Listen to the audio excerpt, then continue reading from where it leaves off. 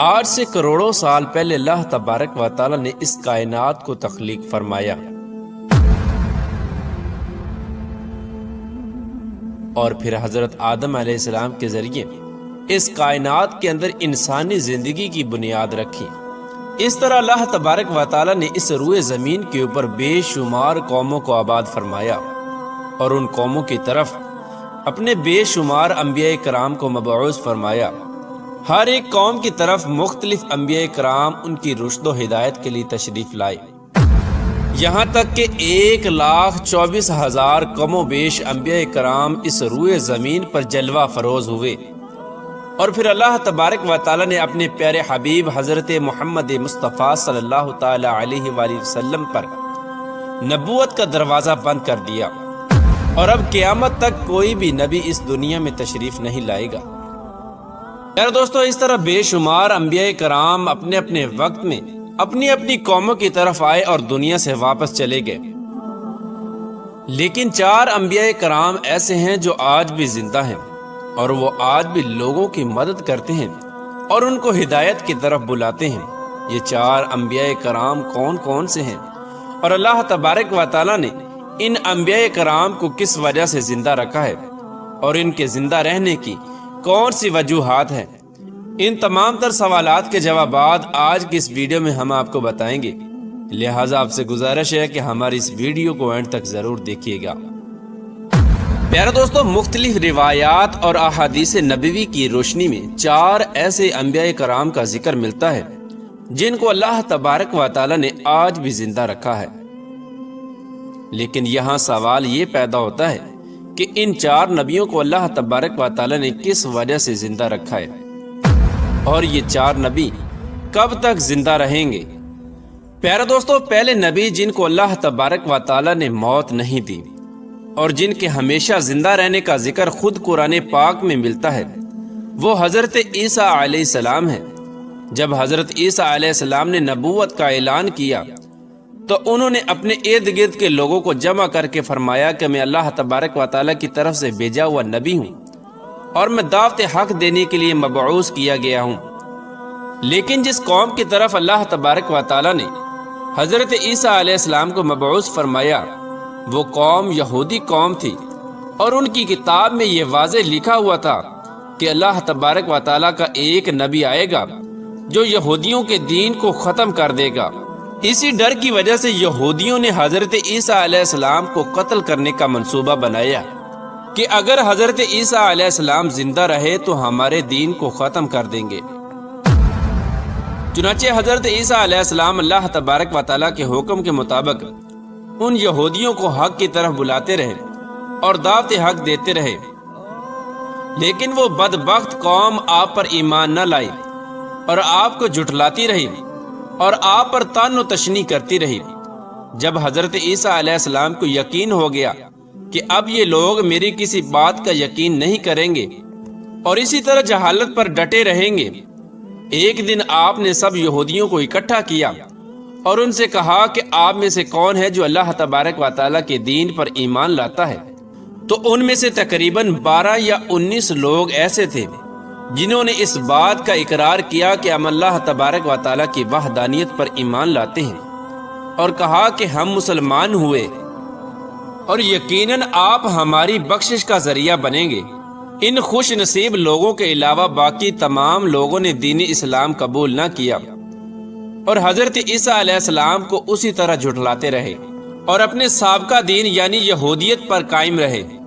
چنانچہ جب یہ چند لوگ حضرت عیسیٰ علیہ السلام پر ایمان لے آئے تو یہودیوں نے دیکھا کہ اگر اسی طرح لوگ حضرت عیسیٰ علیہ السلام پر ایمان لاتے رہے تو ہمارا دین تو ختم ہو جائے گا، کیوں نہ ہو کہ حضرت عیسیٰ علیہ السلام کو دعوت حق دینے سے روکا جائے یا معاذ اللہ ان کو قتل ہی کر دیا جائے۔ اس طرح تمام یہودیوں کی مشاورت کے بعد حضرت عیسیٰ علیہ السلام کو قتل کرنے کا منصوبہ بنا لیا گیا۔ چنانچہ یہودیوں نے ایک توتیا نوس نامی شخص کو مقرر کیا کہ وہ حضرت عیسیٰ علیہ السلام کو قتل کر دے۔ ادھر جب توتیا نوس حضرت عیسیٰ علیہ السلام کے پاس ان کو قتل کرنے کے ارادے سے جا رہا تھا تو ادھر اللہ تبارک و تعالی نے ایک فرشتے کو حکم دیا کہ جاؤ اور حضرت عیسیٰ علیہ السلام کو آسمان کی طرف اٹھا لاؤ۔ وہ فرشتہ اللہ تبارک و تعالیٰ کے حکم کی تعمیل کرتے ہوئے حضرت عیسیٰ علیہ السلام کی طرف گیا اور حضرت عیسیٰ علیہ السلام کو اپنے ساتھ آسمانوں کی طرف لے آیا۔ جب آپ آسمانوں پر پہنچے تو آپ کی ملاقات آپ کی والدہ یعنی حضرت مریم رضی اللہ تعالی عنہا سے ہوئی۔ اس وقت آپ کی والدہ نے آپ کو گلے لگا کر پیار کیا تو آپ نے اپنی والدہ سے فرمایا کہ اے اماں جان، اب ہماری ملاقات روز قیامت ہی ہوگی۔ اس طرح جب حضرت عیسیٰ علیہ السلام آسمان کی طرف اٹھائے گئے تو اس وقت ان کی عمر مبارک 33 سال تھی۔ حضرت جبرائیل علیہ السلام آپ کو بدلی کے ذریعے آسمانوں پر لے گئے تھے اور ادھر یہودی باہر کھڑے ہو کر اس شخص کا انتظار کر رہے تھے جس شخص کو انہوں نے حضرت عیسیٰ علیہ السلام کو قتل کرنے کے لیے بھیجا تھا کہ نہ جانے کب طوطیا نوس حضرت عیسیٰ علیہ السلام کو معاذ اللہ قتل کر کے باہر آئے گا۔ اس طرح جب کافی دیر گزر گئی لیکن وہ شخص واپس نہ آیا تو اس وقت تمام یہودی حضرت عیسیٰ علیہ السلام کے گھر کی طرف گئے۔ آخر دیکھے کہ ماجرا کیا ہے تو انہوں نے وہاں ایک شخص کو پایا جس کا چہرہ حضرت عیسیٰ علیہ السلام جیسا تھا۔ انہوں نے اس کو قتل کر دیا اور قتل کرنے کے بعد انہوں نے دیکھا کہ یہ چہرہ تو حضرت عیسیٰ علیہ السلام جیسا ہے، پر یہ تو ہمارا بھیجا ہوا وہی شخص ہے، یعنی طوطیا نوس ہے جس کو ہم نے حضرت عیسیٰ علیہ السلام کے قتل کے لیے بھیجا تھا۔ یہ ماجرا دیکھ کر تمام یہودی پریشان ہو گئے اور دو گروہوں کے اندر تقسیم ہو گئے اور تمام یہودی آپس ہی میں لڑنے اور جھگڑنے لگے۔ اس لڑائی کے اندر بہت سارے یہودیوں کا قتل عام ہوا، جس طرح کہ اللہ تبارک و تعالیٰ سورۃ النساء کے اندر فرماتا ہے، اور ان کے اس کہنے کی وجہ سے کہ ہم نے اللہ تبارک و تعالیٰ کے رسول حضرت عیسیٰ علیہ السلام کو قتل کر ڈالا، حالانکہ انہوں نے ان کو قتل نہ کیا اور نہ ہی انہیں سولی چڑھایا، مگر ان کے لیے کسی کو حضرت عیسیٰ علیہ السلام کا ہم شکل بنا دیا گیا۔ اور بے شک جو لوگ ان کے بارے میں اختلاف کر رہے ہیں وہ شک میں پڑے ہوئے ہیں اور ان کے پاس کچھ بھی علم نہیں، مگر یہ لوگ گمان کی پیروی کر رہے ہیں۔ بلکہ اللہ تبارک و تعالیٰ نے حضرت عیسیٰ علیہ السلام کو آسمانوں کی طرف اٹھا لیا تھا اور یقیناً وہ قتل نہیں کیے گئے، اور اللہ تبارک و تعالیٰ غالب حکمت والا ہے۔ حدیث نبوی ہے کہ نبی کریم رؤوف الرحیم صلی اللہ تعالی علیہ وآلہ وسلم نے ارشاد فرمایا کہ حضرت عیسیٰ علیہ السلام قیامت سے پہلے زمین پر تشریف لائیں گے اور سنت نبوی کے مطابق زندگی گزاریں گے۔ حضرت عیسیٰ علیہ السلام ہی صلیب کو توڑیں گے اور دجال کا جڑ سے خاتمہ کریں گے، اور حضرت عیسیٰ علیہ السلام تقریباً 7 برس تک اس دنیا کے اندر زندگی گزاریں گے اور اللہ تبارک و تعالیٰ کے دین کو عام کریں گے۔ آپ کو مدینہ کی سرزمین میں گنبد خضرا میں دفن کیا جائے گا، اور جو لوگ یہ عقیدہ رکھتے ہیں کہ حضرت عیسیٰ علیہ السلام معاذ اللہ قتل ہو گئے یا سولی پر لٹکائے گئے، وہ دائرہ اسلام سے خارج ہیں اور وہ کفر کر رہے ہیں۔ پیارے دوستو، اب بات کرتے ہیں دوسرے نبی کی جن کو اللہ تبارک و تعالیٰ نے زندگی عطا فرمائی ہوئی ہے، وہ حضرت خضر علیہ السلام ہیں۔ حضرت خضر علیہ السلام ظاہری طور پر اس وقت اس دنیا میں تشریف لائیں گے جب دجال اس دنیا کے اندر ظاہر ہو چکا ہوگا اور اس دنیا کے اندر اپنا فتنہ فساد پھیلا رہا ہوگا،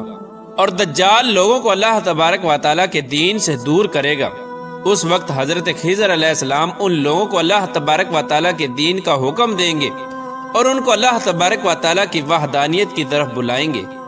اور ایک دوسری روایات میں آتا ہے کہ حضرت محمد مصطفیٰ صلی اللہ تعالی علیہ وآلہ وسلم اپنے صحابہ اکرام کو حضرت خضر علیہ السلام کا قصہ سنا رہے تھے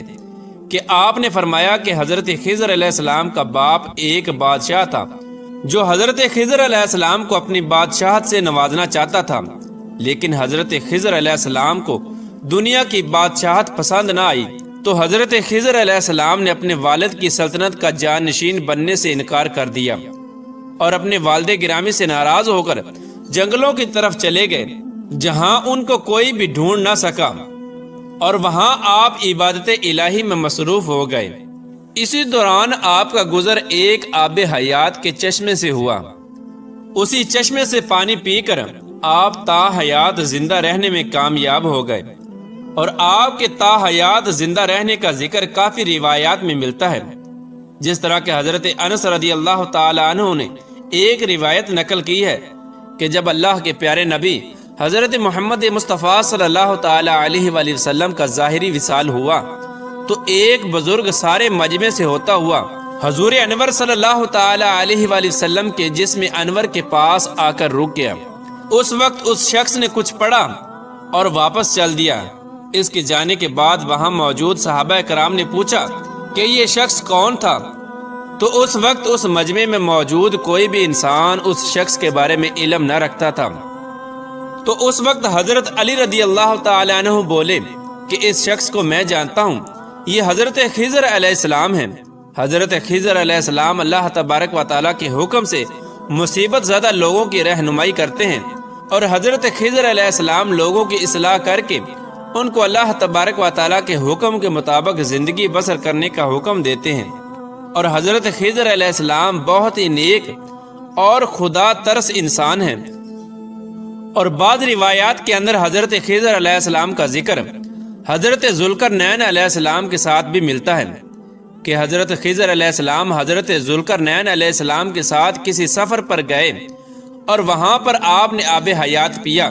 جس کی وجہ سے آپ کو تا حیات زندہ رہنے کا موقع ملا۔ پیارے دوستو، حضرت عیسیٰ علیہ السلام اور حضرت خضر علیہ السلام کے بعد تیسرے زندہ نبی جن کا ذکر ملتا ہے وہ حضرت الیاس علیہ السلام ہیں۔